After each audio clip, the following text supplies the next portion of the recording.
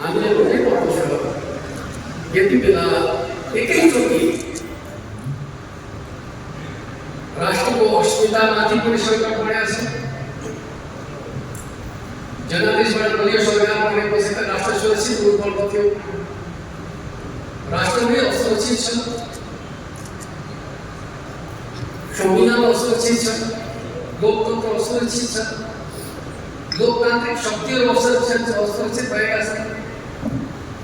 हरेक किसिमको नेपालको वामपन्थी आन्दोलन र कम्युनिस्ट आन्दोलन नेकपा एमाले पनि सङ्कटमा छ। यो अवस्थामा तपाईहरु यो बैठकमा आयोजना गरिराख्नु भएको छ। स्वाभाविक रूपमा हामीले देशको पनि सुरक्षा गर्नु छ, लोकतन्त्रको पनि सुरक्षा गर्नुपर्नेछ र पार्टीको पनि रक्षा गर्नुपर्नेछ। यो तीनोटै कार्यभार हामी कसरी पुरा गर्न सक्छौँ त्यो विषय हाम्रो सफलको, हाम्रो सरकारको, हाम्रो निष्कर्षको विषय बन्नुपर्छ। हिजो हामीले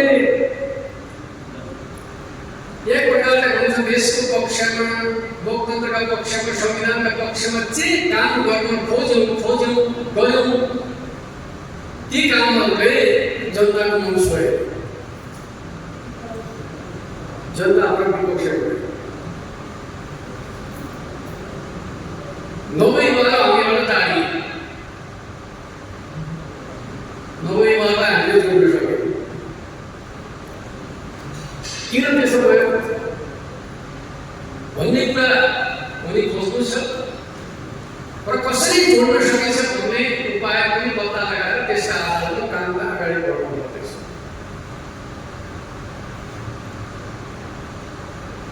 र स्वाभाविक रूपमा पार्टी सम्बद्ध जनसङ्गठनहरू आफ्नो समुदायको नेताका रूपमा स्थापित गर्ने कुरा किन हुन सक्दैन भन्ने कुराको पनि हामीले समीक्षा गर्नु छ र कसरी समुदायको नेता बनेर पार्टी र आन्दोलनलाई बलियो बनाउने भन्ने कुराको उपाय पनि खोज्नुपर्छ। अर्थात् अहिले हामी हिजो जे गर्यौँ त्यो सबै हामीले राम्रै गरेका थियौँ, गल्ती जनताले गरेका हुन्, हामी सही छौँ भन्ने प्रकारको विश्लेषणबाट चाहिँ हामी माथि उठ्न सक्दैनौँ। हामीले के गर्नुपर्छ भन्दाखेरि जनता हामीबाट किन टाढा भयो, नभएबाट हामीसँग किन जोडेर मागेको, त्यसका कारणहरू के हुन्, के कमी रह्यो हामीमा जसका कारणले हामीले उनीहरूको विश्वास जित्न सक्यौँ। त्यो चिजलाई हामीले केन्द्रबिन्दुमा राखेर अगाडि बढ्ने कोसिस गर्नुपर्दछ भन्ने बातको कुराको तपाईँका बिचमा लाग्छ। तपाईँले सामाजिक रूपमा चुनावको समीक्षा गर्दै रिपोर्ट पनि गरिराख्नु भएको छ। यद्यपि चुनावको मुख्य नेतृत्वकर्ता त पार्टीले पनि चुनावी समीक्षाकै प्रक्रियामा छ र पार्टीले चुनावको समीक्षा र पार्टीको समग्र जीवनमा रूपान्तरणका लागि पुनर्गठनको कार्ययोजना बनाउने गरी कार्यक्रम बनाएर काम गरिरहेको अवस्था छ। अर्थात् पार्टी पुनर्गठनको विषय कुनै नेता विशेषको विरुद्ध विषय होइन, आन्दोलनको पुनर्जागरणको विषय भन्ने कुरालाई हामीले सब बुझ्न सक्दैनौँ। नेतासँग जोडेर सफल गर्न थाल्यो भने हामी कहिले पनि सही बाटोमा अगाडि बढ्दैनौँ। अर्थात् हाम्रो आन्दोलनभित्रका समस्याहरू के हो, समाधानका उपायहरू के हो भन्ने कुरोबाट नै हामीले आफूलाई प्रस्तुत गर्नुपर्दछ भन्ने बातको तपाईँका निम्ति लाग्छ। जहाँसम्म निर्वाचनको कुरा गर्दै हो भने त्यसपटकको निर्वाचनमा हामीले अगाडि सार्न खोजेका कुराहरूलाई जनताले सुनाउनु छ। अर्थात् हामीले देशभक्तिका कुरा, विकासका कुरा, सामाजिक न्यायका कुरा, नेपालको इतिहासमा हामीले त्यो मामिलामा काम नगरेका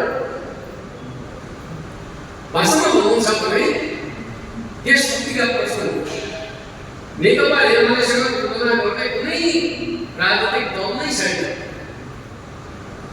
विकास र समृद्धिका प्रश्नमा हामीले जति काम कसैले गरेकै छैन। सामाजिक न्यायको प्रश्नमा हामी नेपाल र सन्दर्भमा मात्र होइन, दक्षिण एसियाकै सङ्घको च्याम्पियन। कति चिजले जनतालाई छोडेर दियो। गएको चुनावमा हामीले गरेका काम भएपछि चर्चा गर्न खोज्यौँ, तर चर्चा गर्न खोज्दाखेरि जनताले न देशभक्तिको कुरा सुन्न चाहे, न विकासको कुरा सुन्न चाहे, न सामाजिक न्यायको कुरा सुन्न चाहे, कुनै कुरा सुन्न चाहेन। अर्थात् जनताको मनमा के कुराले काम गर्यो भन्ने कुरालाई हामीले बुझ्न नसक्ने हो भने स्वाभाविक रूपमा जनभावनालाई बढ्न सकेन पनि लोकतन्त्रमा कहिले अगाडि बढ्न सकेन। मैले जे गरेका छु ठिक गरेका छु भन्ने जनताले त्यसलाई बुझ्दै नबुझ्दै पनि त्यो पार्टी अगाडि बढ्न सक्छ।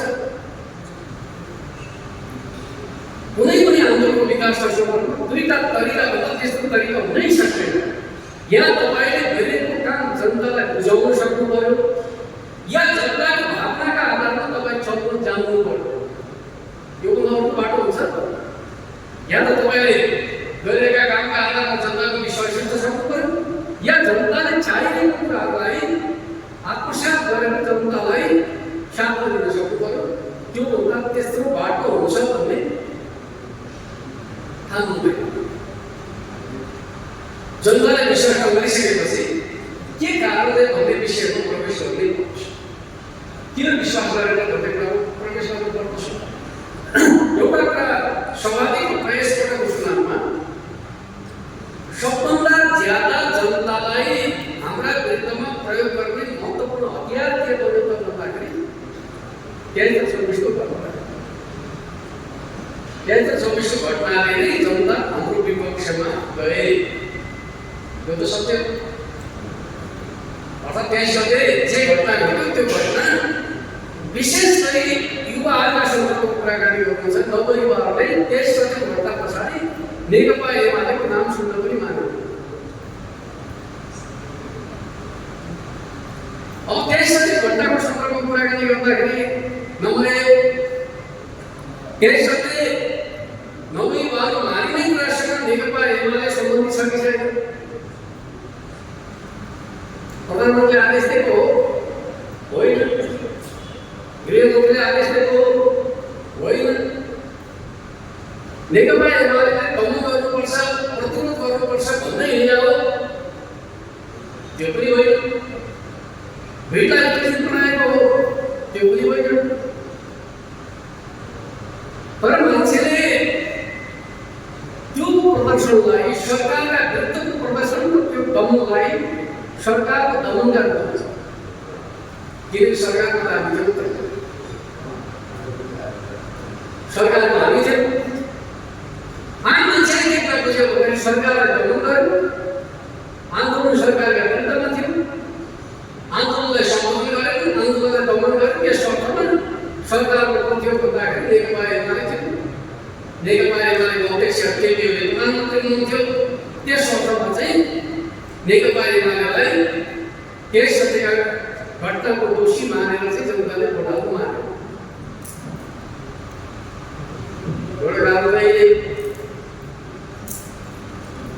हामीले हाम्रो दृष्टिकोण अगाडि सारे। अब 2024का सन्दर्भमा पार्टी केन्द्रीय कमिटीले एउटा दृष्टिकोण बाहिर ल्याए। अर्थात् 2024को घटना मुलुकलाई अगाडि बढाउने घटना होइन, मुलुकलाई प्रतिगमनतर्फ लैजाने घटना हो भनेर विश्लेषण गरेका थिए। यस्तै मुलुकलाई लोकतन्त्रको बाटोमा होइन, संविधानको बाटोमा होइन, देशभक्तिको बाटोमा होइन, त्योभन्दा फरक बाटोतर्फ लैजाँदैछ भन्ने प्रकारको विश्लेषण हामीले गऱ्यौँ। हाम्रो विश्लेषण गलत पनि होइन, त्यसले कुनै मुलुकलाई सही बाटोमा ढोड्याएको पनि छैन। तर भयो के त भन्दाखेरि जनताले आफ्नो दृष्टिकोणलाई स्वीकार अस्वीकार यस्तो दिनुभयो भन्दाखेरि जनता पहिलेदेखि नै हाम्रा काम र क्रियाकलापप्रति असन्तुष्ट भइसकेका रहेछ। असन्तुष्ट भएकाहरूले के गर्दछ भन्दाखेरि जसलाई मन पराउन छोडेको छ उसलाई कुरा छोडिदिन्छ। जतिसुकै तथ्यपरक कुरा भए पनि, जतिसुकै सही कुरा भए पनि कुरा सुनै नमानेपछि त सही कुराको के अर्थ हुन्छ? सही कुराको अर्थ हुँदैन। त्यस अर्थमा जनताको असन्तुष्टिलाई, अशान्तिलाई हामीले समयमा बुझ्न सक्यौँ। हाम्रो कमजोर पक्ष के हो भन्दाखेरि जनताको असन्तुष्ट भइरहेका छन् भन्ने कुरा राज्यले समयमा बुझ्न नसक्दाखेरिको असन्तोष विस्फोटका रूपमा प्रकट भयो। र अर्को अर्थमा भन्ने हो भने हाम्रा वैरीहरूले, हाम्रा विरोधीहरूले जनताको असन्तोषलाई राष्ट्रका विरुद्ध प्रयोग गर्ने मौकाका रूपमा उपयोग गर्यो। त्यस अर्थमा हामीले के प्रबन्ध गर्नुपर्छ भन्दाखेरि जनतामा बढ्दै गएको असन्तोषको कारण पत्ता लगाउन सक्नुपर्छ। अब यसलाई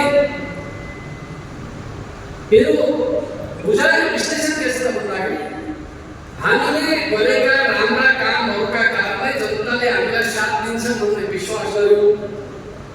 तर हामीले गरेका राम्रा कामका कारणले गर्दाखेरि जनतामा के उत्पन्न भएको रहेछ भन्दाखेरि यथार्थमा चाहिँ हामीले बनाएका सडकले सुविधा थपिदियो, सुविधाले आवश्यकता थपिदियो, आवश्यकताले अभाव थपिदियो, अभावले असन्तुष्टि जन्मायो।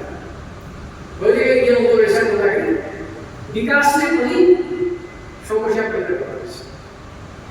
विकास समाधान मात्रै हुँदो रहेछ, विकास आफैमा नयाँ प्रकारको समस्याको सर्जन हुँदो रहेछ। अर्थात् जति हामीले तुलनाको विकास गर्यौँ त्यसले मानवीय जीवनमा आर्थिक अभाव सृजना गर्यो। सोभियत सङ्घको विघटनका सन्दर्भका बारेमा जननेता मधुमण्डलले एउटा अत्यन्त सठिक विश्लेषण गर्नुभएको थियो। इतिहासमा सोभियत सङ्घले धेरै महत्त्वपूर्ण काम गर्यो।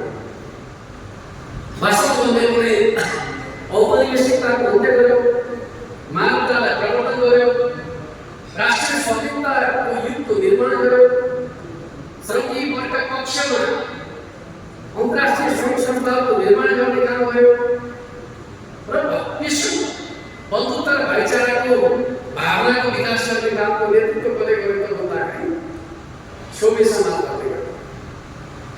त्यति मात्रै होइन, सोभियत समाजवादले योजनाबद्ध आर्थिक विकासको प्रणाली विकसित गर्यो र छोटो समयमा सोभियत समाजको गरिबीको अन्त्य गर्यो।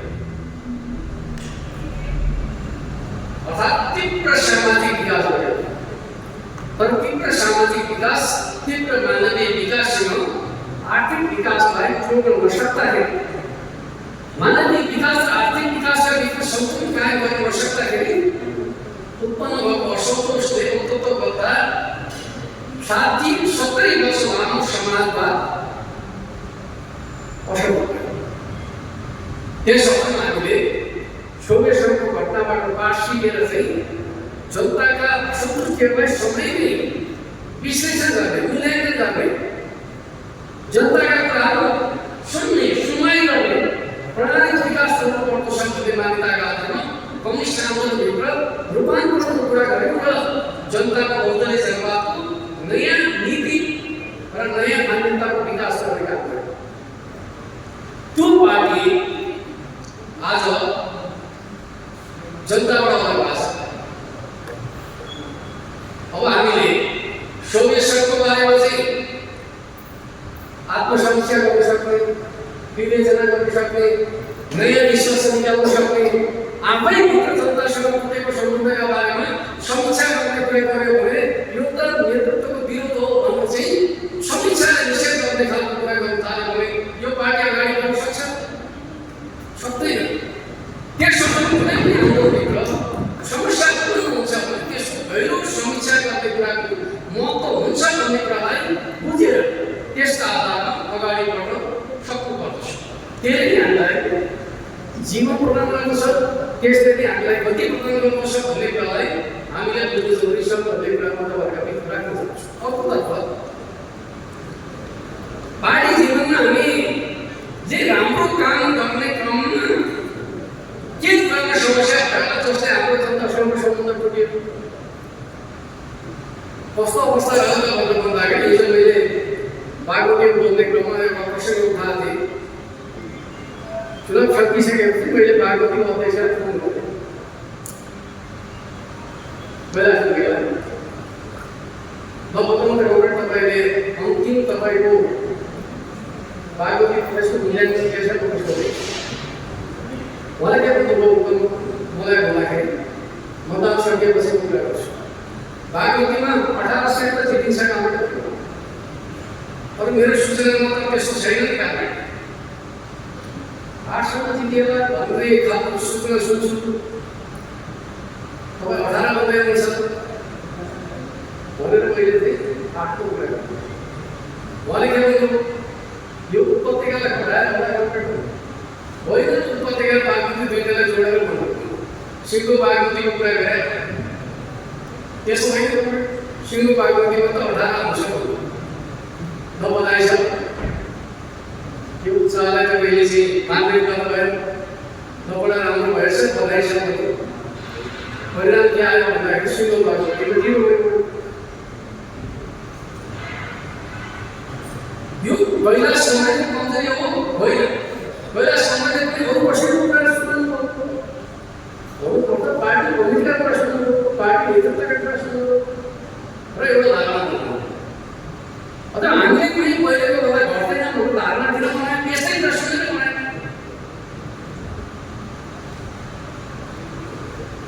सुनेर बनायो हाम्रो कुरा त चुनाव हारिँदैछ सर्वना गइँदैछ भन्ने त थिएन भित्र मनमा थियो भने पनि हामीले चाहिँ तपाईँको रिपोर्टिङ सुन्दाखेरि त हामीलाई त कार्यकर्ताले विषयले बनाएको थियो हुन त मैले हाम्रो पार्टी अध्यक्षलाई भनेको थिएँ चुनाव हाम्रा लागि जोखिम छ गर्ने सकिन्छ त्यो त हामी दुईजना पुरानो साधुसँग परिस्थिति भयो तर पनि संसदमा हाम्रो पार्टी कमिटीले चुनाव दिइरहेछ भनेको थियो अब यो तपाईँले के रिपोर्टिङ गर्नुहुन्छ के सम्बोधन गर्नुहुन्छ मैले सुन्न पाएँ ऊ ढालिसकेपछि पनि थाहा नपाउने तहमा हामी कसरी पुग्यौँ जनताको मन थाहा जनताले हाम्रो मुख्यमन्त्रीको ढालिसक्यो तर जनताले कहाँको ढाल्यो भन्ने कुरा पनि हामी थाहा नपाउने अवस्थामा किन पुग्यौँ त्यसको दुईटा अवस्था हुन्छ एउटा जनता कूटनीति भए भोट एकातिर हाल्ने तर हाले भनेपछि भनिदिने भयो होला जनता धेरै डिप्लोमेटिक भयो होला अनुमान गर्न सकिन्छ अर्कोतिर हामी जनताको मन पढ्न नसक्ने ठाउँमा पुगिसकेका छौँ अर्थात् जनतासँग हाम्रो सम्बन्ध कस्तो रहेछ भन्दाखेरि औपचारिक मात्रै मन पढ्ने खालको रहेछ जनताको मन चिन्ने खालको सम्बन्धमा हामी रहेका छौँ यदि त महसुस गर्नु पर्यो नि यदि जनताको मन पढ्न सक्ने तहसम्म हाम्रो सम्बन्ध हुन्थ्यो भने जनताको मनमा के हुँदैछ भन्ने चाहिँ हामी थाहा पाउँथेनौँ त्यस अर्थमा जनतासँगको हाम्रो सम्बन्ध चाहिँ कमजोर रहेछ यो कमजोर सम्बन्ध भएको अवस्था सुधार नै हो भने पार्टी अगाडि बढ्न सक्दैन यदि त चुनावको समीक्षाबाट हामीले सिक्नु त परेन अब जनतासँग सम्बन्ध हाम्रो किन कम भयो अब हामीले आफैले त फर्किनुपर्छ दुईटा कारण छन् जसले जनतासँग हामीलाई बिस्तारै बिस्तारै अगाडि बढ्ने काम गर्यो एउटा कारण के हो हामी पटक पटक सरकारमा जाँदाखेरि सरकारको माध्यमबाट जनताका काम गर्ने कुरामा जोड दियौँ है सरकारले राम्रो काम गरेपछि स्वतः जनता हाम्रा अनुसार भन्ने ठान्यो जनतालाई खोज्नु छोड्यो जनतासँग जानु छोड्यो जनतालाई बुझ्न छोड्यो अर्को अर्थमा भन्ने हो भने राजनीतिक भाषामा भनिन्छ भने राजनीतिक सङ्घर्ष वर्ग सङ्घर्षमा जोडिदिन छोड्यो सबै कुरा हामी राज्य मार्फत गर्ने खालको नीतितर्फ केन्द्रित भयो अब यसलाई कति सत्तामुखी भयो, जनतामुखी भयो। सत्तामुखी भएपछि स्वाभाविक रूपले जनतासँग हाम्रो सम्बन्ध चाहिँ पातलो पातलो पातलो हुने। हाम्रा कामका तरिकाहरूमा के कुराले ज्यादा प्रभाव पारेर भन्दाखेरि अब जिल्लाका नेताहरूले जिल्लामा पार्टीको प्रभाव विस्तार गर्नका लागि के कुरा अस्त्र बनाउनु भयो भन्दाखेरि जिल्लामा सिडिओ राम्रो पठाइदिएको थियो, जिल्लामा एसपी राम्रो पठाइदिएको थियो, हाकिम राम्रो पठाइदिएको थियो भनेर चाहिँ राम्रो सिडिओ राम्रो प्रहरी हाकिम राम्रा अफिसर पठाइदिनु पर्छ भन्ने कुरामा हाम्रो पार्टीका कार्यकेन्द्र भन्दाखेरि यही क्रम थियो। जनतामा के समस्या छ त्यो समस्या कसरी हल गर्ने, कसरी जनताका सुख दुःखमा जोडिने भन्ने कुराको प्राथमिकता छोड्यो। राज्यको निकायलाई मुटु बनाएर काम गरिदिने कुरामा हाम्रो रुचि बढ्दैन। जहिलेसम्म कर्मचारी प्रशासन हाम्रो लागि सहयोगी भयो, थोक काम भयो, जहिले उनीहरूले अवज्ञा गर्न थाले त्यसपछि हामी भन्दा प्रभावशाली को भए त भन्दाखेरि युट्युबर भयो। जहाँ समस्या पर्छ युट्युबमा पुग्यो भने आउँछ। पीडितमा पीडामा परेका जनताले पार्टी होइन युट्युबर भन्नुभयो। एउटा पार्टी बलियो कति बेला हुन्छ भन्दाखेरि जब समस्यामा परेका जनताले पार्टी खोज्ने स्थिति बन्छ, पार्टी बलियो हुन्छ। समस्यामा परेका जनताले पार्टी होइन नेता होइन युट्युबर खोज्न थाल्छ, पार्टी खोज्नुपर्छ। त्यसको आजको अवस्थामा जनतासँग सम्बन्ध किन टुट्यो भन्ने कुरालाई यो तथ्यको जगमा विश्लेषण गर्नुपर्दछ। अब कसरी सुधार गर्ने भन्ने कुरामा त्यो ढङ्गले अगाडि बढ्नुपर्दछ भन्ने गर्दछ। अर्कोतर्फ हाम्रो पार्टी अध्यक्ष केपी शर्मा ओली नेपालको राजनीतिमा राष्ट्रिय नेतृत्वका रूपमा विकास हुँदाखेरि उहाँ पार्टीको संस्थाको धारबाट नेतृत्वमा आएको नेता हो। संस्थापन पक्षसँग टक्कर दिएर बाहिरबाट एजेन्डा बोकेर विशेष गरी भन्यो भने माओवादी आन्दोलनले बोकेका खराब एजेन्डाहरूको प्रतिवाद गरेर, गलत एजेन्डाको प्रतिवाद गरेर जातीयता, अराजकता, अतिवादको विरोध गर्ने क्रममा चाहिँ उहाँ पहिले राष्ट्रिय नेताको रूपमा खडा हुनुभयो, त्यस पार्टी नेता हठात होला किन नेता बनाएर भन्दाखेरि कमिटी प्रणालीले हो। राष्ट्रिय मुद्दाले नेता बनाएर, राष्ट्रिय मुद्दाले नेता बनाएर वो पार्टी नेता बन्नु। त्यसपछि उहाँको हरदम छोड्के क्रम रह्यो त भन्दाखेरि त्यो लिगासी माथि जोड्यो। जसले गर्दाखेरि एउटा पार्टी आन्दोलन नेता के हुन्छ भन्दाखेरि कमिटी प्रणाली जुन रूपमा सफल र सुदृढ हुनुपर्दथ्यो कमिटी प्रणाली सफल र सुदृढ हुन सकेन। व्यक्तिगत सम्बन्धमा जोड दिने, कमिटी प्रणालीलाई जोड्न दिने जस्ता कुराहरूका कारणले गर्दाखेरि कमिटीहरू कमजोर भइगए। कमिटीहरू कमजोर हुँदाखेरि कमिटीहरूको भूमिका कमजोर भयो। किन जनतासँग जोडिने भने त सोझै नेता त जोडिन सक्दैन, नेता जोडिने मुद्दाले जोडिन्छ। जनतासँग सिधै जोडिने के हो त भन्दाखेरि कमिटीहरू जोडिने हो। कमिटीहरू कमजोर हुँदाखेरि जनतासँग हाम्रो सम्बन्ध कमजोर भयो र हाम्रा कमिटी प्रणाली कमजोर हुने कुराको सबभन्दा ठुलो घटना कहाँबाट सुरु हो त भन्दाखेरि नेकपा एमाले र माओवादीका बीचको चुनावी तालमेल गरी जनताले अभूतपूर्व साथ दिए, नेकपा बनायो। त्यो नेकपा बनाउँदाखेरि हामीले जुन प्रकारको भाषामा नेकपा बनायौँ त्यति बेला त पार्टीको चाहिँ सङ्गठनलाई मजामा राखेका पीडा पनि मलाई आफैले थाहा छ, बडा कठिन भएको थियो।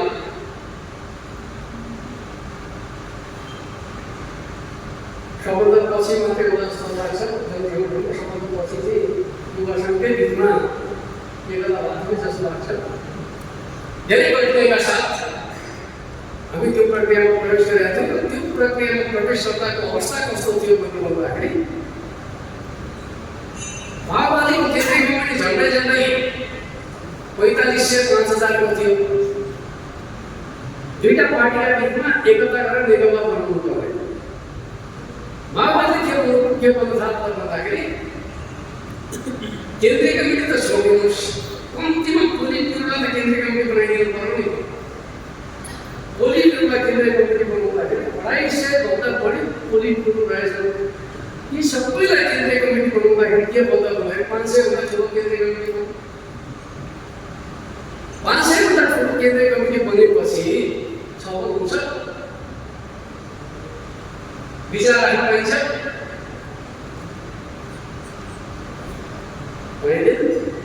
त्यसपछि नेताले जे बोले त्यही निर्णय अर्थात् कमिटी निर्णय गर्ने सामर्थ्यबाट चाहिँ बाहिर त्यसपछि तल्ला कमिटीहरू के गर्ने भन्दाखेरि चाहिँ तल्ला कमिटीको पनि त समाजले गर्दाखेरि त समस्या भएको हरेक घरमा 4 दलीय समिति 2 जना एमालेका 2 जना माओवादी केन्द्रका 4 जनाको समिति बनायो 4 जनाको समितिले जे निर्णय गरे पार्टी त्यही अर्थात् कमिटी प्रणाली ध्वस्त भयो त्यो बेला ध्वस्त भएको कमिटी प्रणाली दोस्रो महाधिवेशन पछाडि हामीले कमिटी प्रणालीको फर्काउनु खोज्यौँ अहिलेसम्म पनि फर्काउनु सकेका छैन पहिले उनीहरूको व्यवस्था भएको छ फेरि कमिटीको बारे चाहिँ बिल्कुल सिक्युरिटी गरेर हुनु भएको छ यो पनि तपाईँको कति सम्भव हुँदाखेरि एक समय त तपाईँहरू चाहिँ कतिजना झन्डै 25-26 मात्र तपाईँको पदाधिकारी हुनुहुन्छ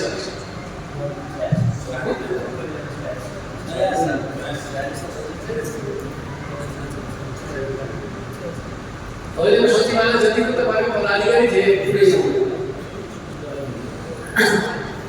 यस्तो अवस्थामा हामी पुग्यौँ हामीले त्यसलाई सुधार गर्ने क्रममा विरोधबाट चाहिँ जनसङ्घको समन्वय समितिको तर्फबाट हामीले कमिटीको आकार घटाउने पदाधिकारी हटाउने भनेर चाहिँ सचिवालयबाट एउटा कार्यविधि बनायो अहिले तपाईँको जे ढाँचा बनेको छ त्यही कार्यविधिको ढाँचा बनेको छ त्यो लागू गर्नु कति गाह्रो आलोचना थियो तपाईँको पदाधिकारी सङ्ख्यालाई घटाएर चाहिँ लोगो ढाक्दाखेरि समस्या कति गाह्रो भन्दाखेरि यो सबै चिज कहाँबाट बिग्रिएर थियो भन्दाखेरि त्यो नेकपा कालबाट बिग्रेको चिज अहिले पनि हामीले समाउन सकेको त्यस सम्बन्धमा के भन्छ भन्दाखेरि जे भयो नि आज जे भएको छ त्यो त्यसरी घटनाले मात्रै भएको त त्यो त त्यसरी त्योभन्दा पहिलेका काम र क्रियाकलापहरू पनि एक प्रकारको रिफ्लेक्सनका रूपमा जसले बताउँदा के भन्छ भन्दाखेरि अहिले पनि विदेशी सैनिक छ राजनीतिक द्वन्द्वको चलखेलमा नेकपा एमालेलाई केन्द्र बनाइयो भने मात्रै नेपालमा चलखेल गर्न पाइन्छ भन्ने योजना बनाएरै लागेको छ निरन्तर रूपमा बन्दैछ तर म तपाईँलाई एउटा सम्झना गर्न चाहन्छु संविधान सभाबाट संविधान जारी गर्न नदिनका लागि विदेशीहरूको प्रत्यक्ष हस्तक्षेप थियो किन सीधै डेलिगेसन पठाएर संविधान जारी गर्न भन्थे धमकी थे नाकाबन्दी लगाए तर जनता साथमा थिए हामीले त्यो सबै सामना गरेर कमल केपीओले नेपालको सर्वाधिक लोकप्रिय नेताका रूपमा नेपाली राजनीतिमा स्थापित गरेर विदेशी हस्तक्षेपका बाटो होइन अन्तर्राष्ट्रिय समुदायले स्वीकार गर्ने गर्दा केपीओले सर्वाधिक लोकप्रिय नेता भएको होइन सर्वाधिक लोकप्रिय नेता किन भएको भन्दाखेरि जनताले मन पराएर विदेशीहरूको विरोधका कारणले होइन विदेशीको विरोधका बाटो भयो तर आज जनताले अस्वीकार गर्दाखेरि चाहिँ विदेशीका कारणले मात्रै हामी लोकप्रिय भयौँ हाम्रो भोट कम आयो भन्ने मिल्छ मिल्दैन हाम्रा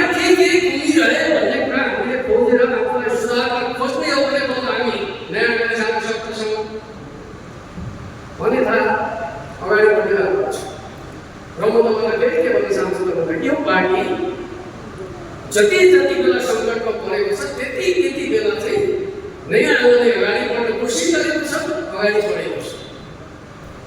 यो कुरामा फेरि के हुँदैन भन्दाखेरि अहिले जनताले साथ दिएर हुनुको अर्थ अब यो पार्टीको भविष्य छैन भन्ने कसैले भन्छ भने त्यो कुरा गलत हो। म तपाईँलाई के भन्छु भन्दाखेरि आन्दोलनका अनेक चरणहरूमा हामीले निकै ठुला धक्काहरू खाएर पनि फेरि उठेका छौँ। उठ्न सकिन्छ, तर उठ्नका लागि के हुन्छ भन्दाखेरि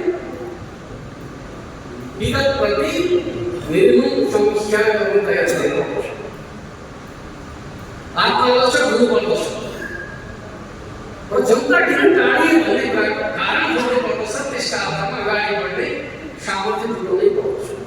यो आजको आवश्यकता हो भन्ने कुरालाई तपाईँहरूले महसुस गर्नुपर्दछ। र तपाईँलाई के भन्न चाहन्छु त भन्दाखेरि पार्टीको आन्तरिक जीवनलाई व्यवस्थित गर्ने कुरा पार्टीको संस्थागत र विधिसम्मत तरिकाबाट हुन्छ। अराजकता स्वीकार्य हुने यो सामाजिक सञ्जालमा चोक चौतारीमा बहस विवाद गरेर एक आपसमा झगडा गरेर पार्टी बलियो हुन्छ हुँदैन। पार्टी बलियो बनाउनका लागि विधिसम्मत तरिकाबाट संस्थागत तरिकाबाट अगाडि बढ्नु पर्दछ। यो आवश्यक कुरा हो। सुधार जरुरी छ, नयाँ ढङ्गले अगाडि बढ्नु जरुरी छ। तर त्यो सुधार नयाँ ढङ्गले अगाडि बढ्ने कुराका सन्दर्भमा विधिसम्मत र संस्थागत तरिकाको पनि त्यत्तिकै महत्त्व छ भन्ने कुरालाई हामीले बुझ्यौँ भने फेरि चाहिँ जे गर्दा पनि हुन्छ भन्ने ठान्न थाल्यौँ भने त्यो चाहिँ हुँदैन। संस्थागत तरिकाबाट, विधिसम्मत तरिकाबाट, एकता र अनुशासनको मार्गबाट नै अगाडि बढ्नुपर्छ। अर्कोतर्फ स्वाभाविक रूपमा हामी अहिलेको अवस्थामा के कुरामा जोड दिने भन्ने खालको कुरा गर्दाखेरि हाम्रा लागि सबभन्दा ठुलो चुनौती के हो भन्दाखेरि यसपटकको चुनाव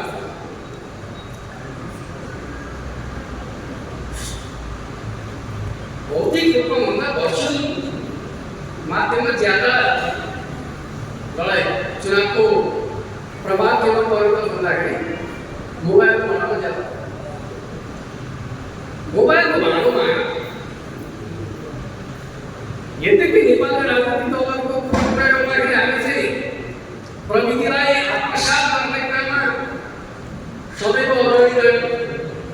आज नेपालको सूचना प्रविधिको विकास गर्ने कुराको नेतृत्व गर्दा पार्टीको हो त भन्दाखेरि नेकपा एमाले नै हो। यस्तो कुनै सत्य छैन। तर प्रयोगकर्ताको हिसाबले बनाउन सक्ने सूचना प्रविधिको प्रयोगकर्ता समूह सबभन्दा धेरै कहाँ छ भन्दाखेरि जति कम उमेर समूह भयो त्यो सबभन्दा जल्दी प्रभावकारी छ। नेकपा एमाले सूचना प्रविधिको प्रयोगमा किन कम भयो भन्दाखेरि नेकपा एमालेका मान्छे चाहिँ नेकपा एमाले काम गर्ने मान्छे चाहिँ सूचना प्रविधिको प्रयोगमा पक्षमा राख्ने मान्छेहरूको कमी हो। उमेर समूहका हिसाबले सूचना प्रविधिको विकासमा हुर्किएको पुस्ता एमालेसँग कम हो। त्यो पुस्ता कोसँग छ? त्यो पुस्ता राष्ट्रसँग हो। राष्ट्रमा सूचना प्रविधिमा किन दक्ष हो? प्रयोग गर्न जाने पुस्ता नै राष्ट्रसँग पनि हो। त्यस अर्थमा सूचना प्रविधिका मानिसहरू कमजोर भयो। त्यस अर्थमा तपाईँलाई के भन्छु भन्दाखेरि त्यो सूचना प्रविधिमा दक्ष भएको पुस्तालाई नेकपा एमालेमा जोड्ने दुईवटा महत्त्वपूर्ण आन्दोलन छ। एउटा अङ्ग्रेजी, एउटा राष्ट्रिय। तपाईँ सफल हुनुभयो भने हाम्रो भविष्य उज्यालो छ। यो पंक्ति सफल भयो भने नेकपा एमालेको भविष्य उज्यालो छ। यो पंक्ति असफल भयो भने एमालेको भविष्य चाहिँ अँध्यारो छ। तपाईँले आफ्नो महत्त्वलाई सही रूपमा बुझ्नुपर्छ। अब नेपालको वामपन्थी आन्दोलन, कम्युनिस्ट आन्दोलन, नेकपा एमालेको भविष्यका लागि हाम्रो भूमिका महत्त्वपूर्ण छ भन्ने कुरा ठान्नुभयो। त्यो भूमिका बढाउनका लागि के गर्ने भन्ने खालको कुरामा तपाईँहरूको मेहनत देखिनु पर्यो। यो जाँदाखेरि तपाईँ अब हामी बनाउँछौँ राष्ट्रिय विकास नेपाललाई पनि बलियो बनाउँछौँ, पार्टीलाई पनि बलियो बनाउँछौँ। अब हाम्रो समय आयो भन्ने तर के नगरेर उसले विधि पद्धति तोडेर चाहिँ अराजक ढङ्गले सोचेन। आखिर पार्टी निर्माणको बाटो त फेरि विधि पद्धति र ऊर्जा हो के बाटो, त्यो चिजलाई समातेर चाहिँ अगाडि बढ्ने कुरामा आफ्नो ध्यान जानुपर्छ। अर्कोतिर जो टाढिएका छन् उनीहरूलाई नजिक ल्याउनका लागि हामीले प्रयोग गर्ने भाषा चाहिँ जेन्जीहरूले अपराधी भन्ने भाषा प्रयोग गरेर नयाँ पुस्ता हामीले आउँछ। हामीले त अपराध र समूहलाई छुट्याउन सक्नुपर्यो। भरे उनीहरू समूहभित्र चाहिँ वर्षा हुन्छ खराब हुन्छ भन्ने मार्क्सवादी दृष्टिकोणको छिपबाट अलग भएर हामीले कुनै समुदाय विशेषलाई लान्छौँ गर्न थाल्यौँ भने हामी त्यो समुदायको मित्र बन्न सक्दछौँ।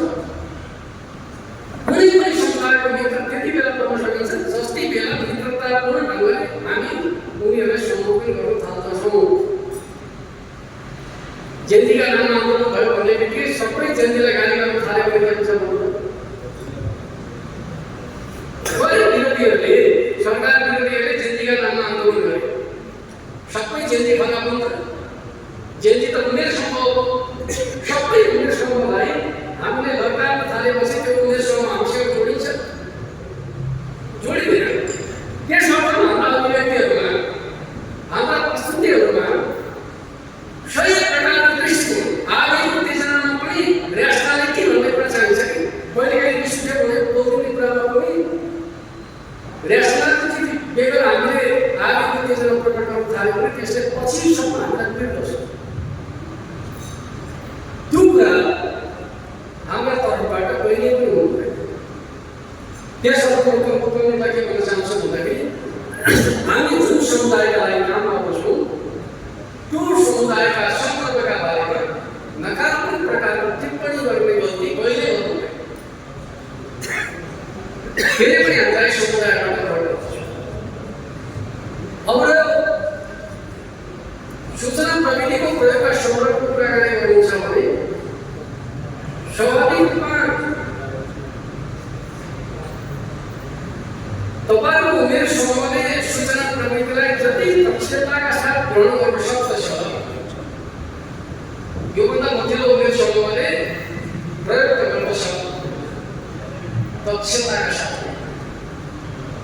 प्रयोग त गरिराखेका देखिन्छ तर त्यसले समुदायको भावनालाई आत्मसात गर्ने हिसाबले सक्दो गर्न सक्छ सक्दैन हुँदैन सक्दैन। त्यसमा के भन्न चाहन्छु त भन्दाखेरि आजको युवाहरू उनीहरूका रुचिहरू अनि मानिसहरू स्वभाव भित्रको आम प्रवृत्ति र त्यसभित्रका विशिष्ट प्रवृत्तिहरू आम प्रवृत्ति सामान्य त्यसलाई तपाईँले निषेध गर्न मिल्दैन। विशिष्ट प्रवृत्तिभित्र के हुन्छ भन्दाखेरि राम्रा र नराम्रा विशिष्ट प्रवृत्तिभित्र कुद्न सक्नुहुन्छ। नराम्रो छ हटाउनु पर्दछ, राम्रो छ प्रोत्साहन गर्नु पर्दछ। तर आम प्रवृत्तिलाई विरोध गरेर चाहिँ त्यो समुदायको विश्वासित छैन। त्यसमा जहिले पनि के हुन्छ भन्दाखेरि तपाईँलाई युवा मनोविज्ञान, युवा भावना, युवा चाहना जस्ता कुराहरू अहिले तपाईँ हामीले भने जस्तो पनि नहुन सक्दछ तर त्यसलाई टेकेर नै अगाडि बढ्ने। उहिले बेलाका दार्शनिकले भनेका छन् 1000 माइलको यात्रा एक कदमबाट अगाडि बढ्न सक्ने जस्तै कुरा हो। आज हाम्रो समाज जहाँ छ त्यहीबाट यात्रा आरम्भ गर्ने। तपाईँ हामी कहाँ पुग्न चाहन्छौँ भन्ने कुराबाट यात्रा थाल्नु हुँदैन। हामी कहाँ छौँ त्यहाँबाट यात्रा थाल्ने, हाम्रो समाज कहाँ छ त्यहाँबाट यात्रा थाल्ने हो। त्यसर्थ हामीले युवाका सन्दर्भका बारेमा हामीले बनाएको एउटा आदर्श मानकबाट यात्रा हुने, आदर्श मानकमा पुर्याउने हो। यात्रा आजको युवाहरूको अवस्थाबाट, उनीहरूको मनोविज्ञानबाट, उनीहरूको भावनाबाट, उनीहरूको चाहनाबाट हाम्रो यात्रा सुरु हुन्छ भन्ने अर्थलाई मान्यतालाई हामीले आत्मसात गर्नुपर्छ भन्ने लाग्छ। त्यसबाट आजका युवाहरू के कुरामा रुचि राख्दछ त्यो रुचिसँग राष्ट्रिय युवासँग जोडिनु अब त्यो तपाईँहरूले ज्यादा गर्नुहुन्छ।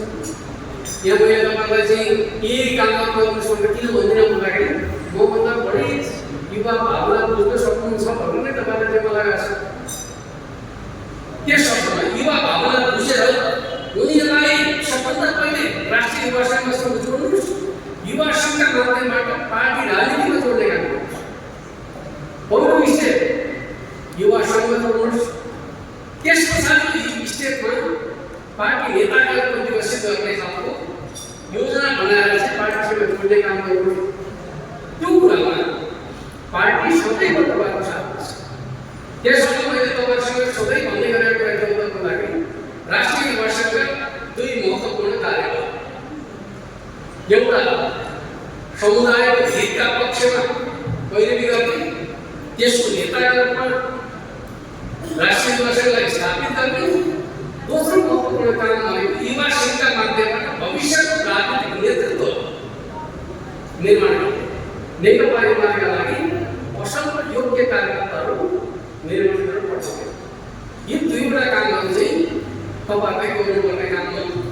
भनिसकेपछि अब यो चुनौतीपूर्ण क्षण, आजको चुनौतीपूर्ण क्षणमा जनतासँग सम्बन्ध टुटेको बेलामा, समुदायसँग युवासँगको सम्बन्ध बाटो टुटेको समयमा अब कसरी राष्ट्रिय युवा सङ्घलाई जोड्ने भन्ने कुराका सन्दर्भमा दुईटा काम तपाईँले गर्नुपर्छ। एउटा युवाका बिचमा सगर्मले तपाईँले आफूलाई प्रस्तुत गर्ने, अर्को युवा आन्दोलनका माध्यमबाट जनसरकारका मुद्दाहरूलाई राष्ट्रिय राजनीतिमा स्थापित गर्ने। युवा आन्दोलनका माध्यमबाट राष्ट्रिय राजनीतिका मुद्दाहरूलाई स्थापित गर्ने कुरामा भूमिका खेल्ने, अर्को युवाहरूका बिचमा चाहिँ तपाईँहरूले आफूलाई स्थापित गर्ने यो दुईवटा कार्यक्रमहरू तपाईँहरूले पुरा गर्नुपर्छ भन्ने कुरामा तपाईँहरूका बिचमा राख्नुहुन्छ। अब सूचना प्रविधिले कस्तो बनाएको छ भन्दाखेरि मान्छेको धारणामा छिटो छिटो गरिनुपर्छ। यसबाट चुनावमा सबभन्दा धेरै के भयो त भन्दाखेरि अब पुरानो पुग्यो नयाँ चाहियो भन्ने खालको धारणा के बनाइयो सूचना प्रविधि।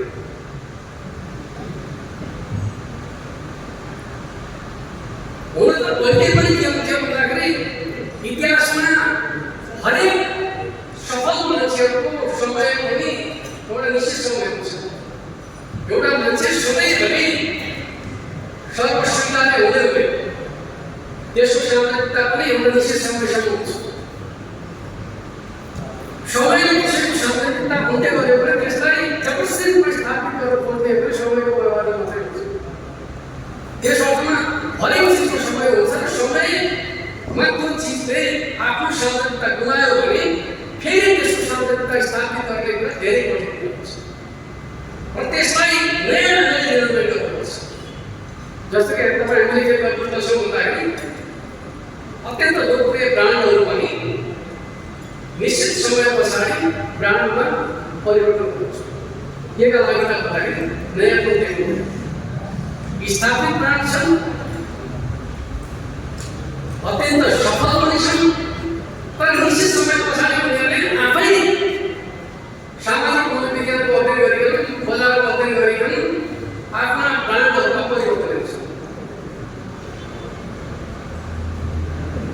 त्यसको कारण के त भन्दाखेरि मान्छेको मनोविज्ञान बदलिरहन्छ भन्ने प्रकारको मान्यता हो। त्यसर्थ हामी मान्छेको मन जितेर काम गर्नेहरूले सधैँभरि एउटै कुरा गरेर मान्छेको मन जित्न सक्दैन। मान्छेको मन बदलिन्छ भन्ने कुरा बुझेर चाहिँ मान्छेको बदलेको मनको विश्वास जित्नका लागि के गर्नुपर्छ भन्दाखेरि अब हामी नयाँहरूले आयो है, हामी पहिलेका जस्ता भएनौँ है, हामी सुनिसक्यौँ है, हामी अर्कै नयाँ कुरा लिएर आएका छौँ भन्ने कुराको सन्देश दिनुपर्छ। म तपाईँलाई भन्न चाहन्छु पार्टी पनि नयाँ ढङ्गले अगाडि बढ्ने बेला छ, भएको छ, तपाईँहरू पनि त्यसका लागि तयार हुनुपर्छ। अब राष्ट्रिय युवा सङ्घ नयाँ ढङ्गले अगाडि आयो है भन्नु तपाईँहरूलाई युवाका बिचमा आफूलाई पुर्याउने काम गर्नुहोस्। किनकि हामी